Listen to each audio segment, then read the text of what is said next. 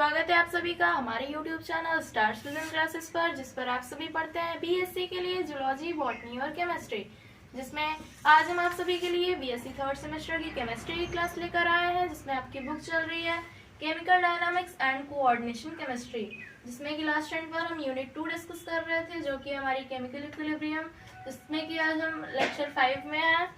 इससे पहले कि हमारी 4 लेक्चर्स हो चुकी हैं, जो सभी प्लेलिस्ट में ऐड कर दी गई हैं। यदि आप सभी पढ़ना चाहते हैं इससे पहले की वीडियोस से, तो आप प्लेलिस्ट से जाकर देख सकते हैं।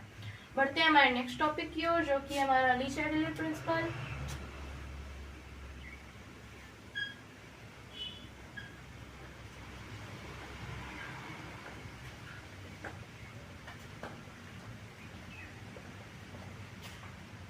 ली शैडिलर प्रिंसिपल, ये हमारा आज का टॉपिक।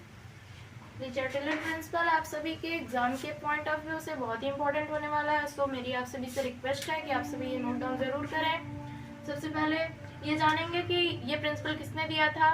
तो ली शैडिलर प्रिंसिपल एक फ्रेंच केमिस्ट ने, जिनका नाम ली शैडिलर था, उन्होंने दिया था। बड़ा ही अजीब सा नाम है, बट अब उन्होंने दिया था तो क्या कर सकते हैं। तो ये फ्रेंच केमिस्ट ली शैडिलर ने ये प्रिंसिपल दिया था। इसमें उन्होंने टेम्परेचर, प्रेशर एंड कंसंट्रेशन के बेसिस पर अपना प्रिंसिपल दिया था। सो आज हम सभी इसके बारे में डिस्कस करने वाले हैं। It is given bye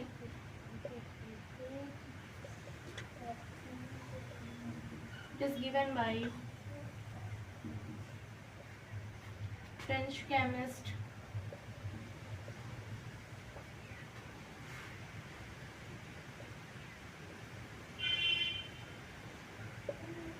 Lee Chatelier. It is given by French chemist Le शैडिलर।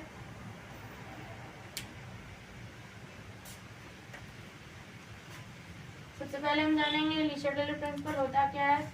जब किसी केमिकल रिएक्शन की टेम्परेचर, प्रेशर एंड कंसंट्रेशन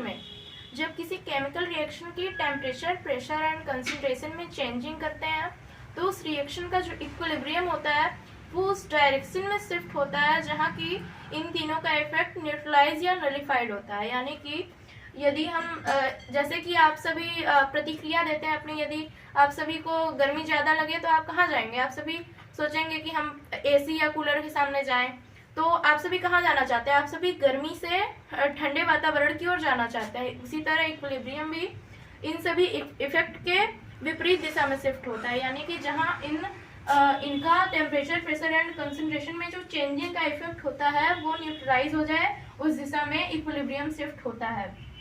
तो आप सभी नोट डाउन कीजिए। जब किसी केमिकल रिएक्शन में temperature,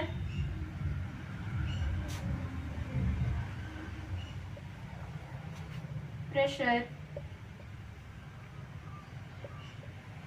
and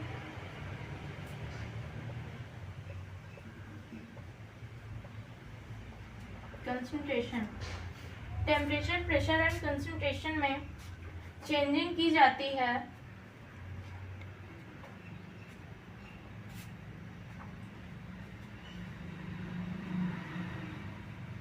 temperature, pressure and concentration में चेंजिंग की जाती है, तो रिएक्शन का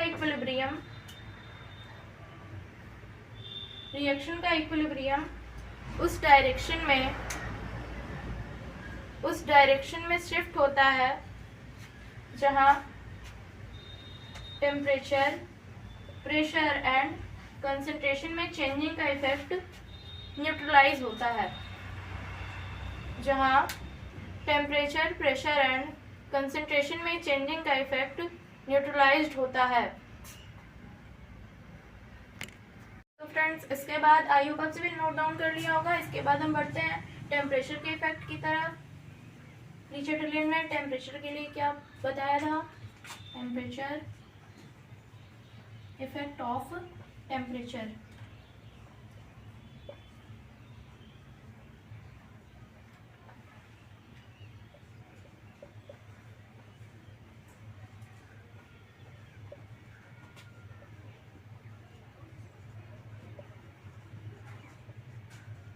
effect of temperature.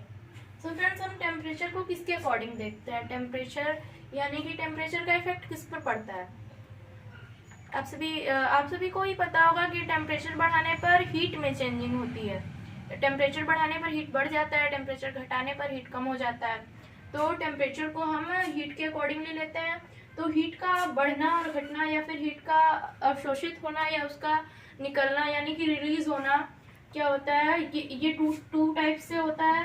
Reactions heat के निकलने और अवशोषित करने के बेसिस पर टू टाइप्स में डिवाइड की गई है। एक होता है एक्सोथर्मिक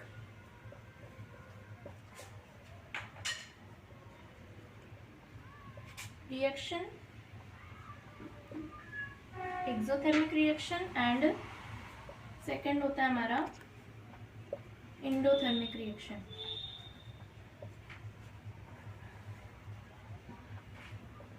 एंडोथर्मिक रिएक्शन, ये टू टाइप्स के रिएक्शन किसके बेसिस पर, हीट के बेसिस पर यानी कि टेम्परेचर के बेसिस पर। रिएक्शन टू टाइप का होता है, exothermic and endothermic. Exothermic reaction क्या होता है, एक्सोथर्मिक रिएक्शन मीन्स जिस रिएक्शन में हीट क्या होती है, एग्जिट होती है। हीट क्या होती है, एग्जिट होती है जिस रिएक्शन में, उसे एक्सोथर्मिक रिएक्शन कहते हैं। एग्जिट या फिर रिलीज कह सकते हैं। हीट रिलीज होती है जिस रिएक्शन में,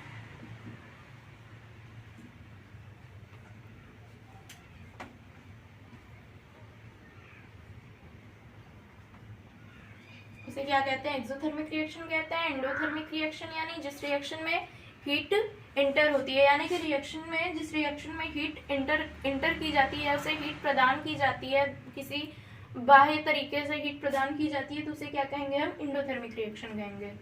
तो हम सभी पढ़ेंगे ली चैटलर ने क्या बताया था, आप सभी इतना नोट डाउन कर लीजिए पहले।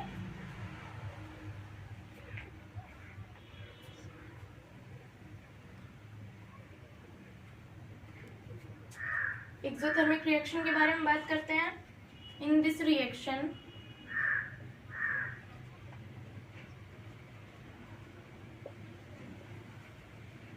Temperature of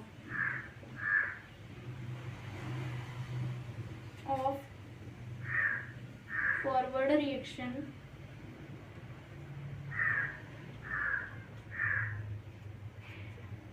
temperature of forward reaction is high, so low temperature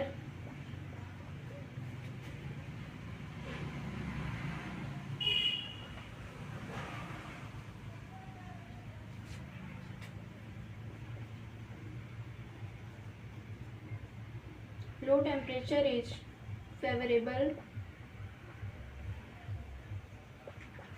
for forward reaction.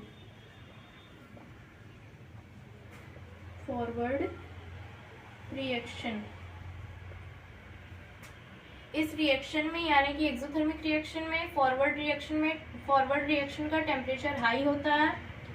तो जैसा कि ली चैटलर ने बताया था कि जब टेम्परेचर का इफेक्ट बढ़ाया जाता है तो क्या होता है, इक्विलिब्रियम उस डायरेक्शन में शिफ्ट होता है जहां टेम्परेचर का इफेक्ट कम हो। तो उसके लिए लो टेम्परेचर फेवरेबल होता है, इसके लिए फॉरवर्ड रिएक्शन के लिए। इस रिएक्शन में, in this reaction temperature of forward reaction is high, so low temperature is favourable for forward reaction. And यदि बैकवर्ड रिएक्शन के बारे में बात करें तो बैकवर्ड रिएक्शन का टेम्परेचर लो होगा, तो उसके लिए हाई टेम्परेचर क्या होगा, फेवरेबल होगा। उसके लिए हाई टेम्परेचर फेवरेबल होगा। जैसे कि हम एग्जाम्पल ले लेते हैं। जैसे कि हमारे पास ये है रिएक्टेंट और ये है प्रोडक्ट। रिएक्टेंट में हमने क्या लिया है, हॉट रॉड। हम लोहे की एक रॉड लेते हैं, हॉट रॉड, एंड प्रोडक्ट क्या है हमारा, कूल रॉड। कूल रॉड क्या हो जाता है हमारा, प्रोडक्ट। ये हॉट रॉड रिएक्टेंट है एंड कूल रॉड प्रोडक्ट है। तो ये फॉरवर्ड रिएक्शन है।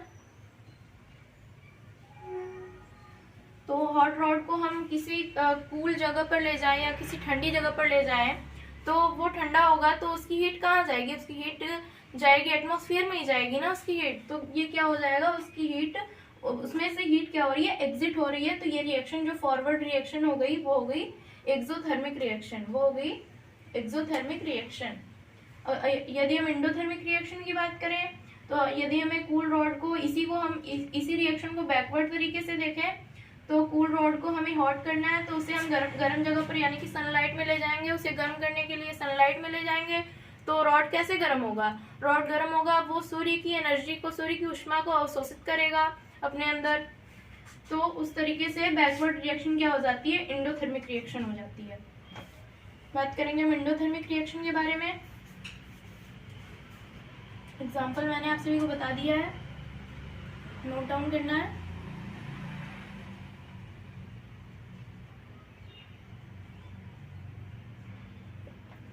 Endothermic reaction. In this reaction,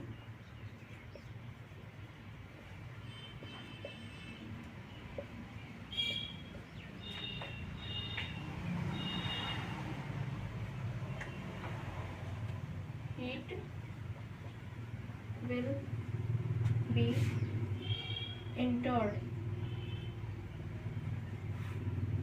इस रिएक्शन में हीट एंटर की जाती है या एब्जॉर्ब की जाती है, एंटर्ड और एब्जॉर्ब। एंटर्ड और एब्जॉर्ब यानी कि एंडोथर्मिक रिएक्शन में हीट एब्जॉर्ब की जाती है। In this reaction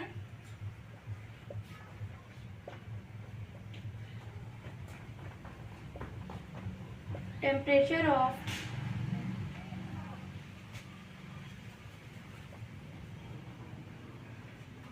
forward reaction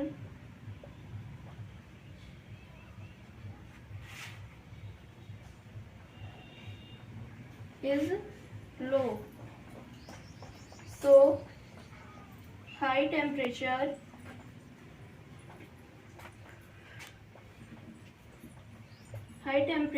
is favorable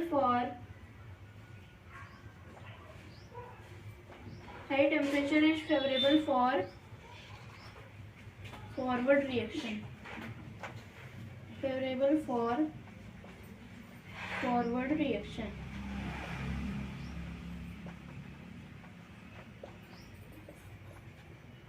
इस रिएक्शन में फॉरवर्ड रिएक्शन की टेम्परेचर क्या होती है? लो होती है।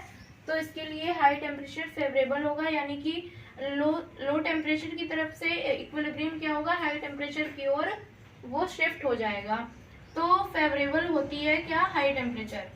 यदि एंडोथर्मिक रिएक्शन है तो इसके फॉरवर्ड रिएक्शन के लिए इसकी रेट लो होती है, फॉरवर्ड रिएक्शन का टेम्परेचर लो होता है, तो उसके लिए हाई टेम्परेचर फेवरेबल होता है। किसके लिए? फॉरवर्ड रिएक्शन के लिए एंडोथर्मिक रिएक्शन में। सो फ्रेंड्स, आज की वीडियो में बस इतना ही। आज की वीडियो में हमने ली शैटेलर प्रिंसिपल के बारे में बात की, इसमें हमने प्रेशर का इफेक्ट जान लिया है। नेक्स्ट वीडियो टेम्परेचर का इफेक्ट हमने इसमें जाना। नेक्स्ट वीडियो में हम प्रेशर एंड कंसंट्रेशन के बारे में बात करेंगे। सो फ्रेंड्स, आप सभी हमारे वीडियो को लाइक और शेयर करते रहें और हमारे चैनल को सब्सक्राइब कर दें। आप सभी के साथ से हमारा उत्साह बढ़ता है, तो हम आप सभी के लिए और भी अच्छी वीडियोस और भी अच्छी क्लासेस लेकर आप सभी के लिए डेली बेसिस पर हम आते रहते हैं। तो आप सभी से यह हम आशा करते हैं कि आप सभी भी अपना साथ बनाए रखेंगे और आप सभी के जो भी क्वेश्चंस हो आप सभी कमेंट बॉक्स में कमेंट करके जरूर पूछ लिया करें। हम अपने वीडियोस में उन क्वेश्चंस को हल करने की, उनके सॉल्यूशन देने की आप सभी को पूरी कोशिश करेंगे। So thanks.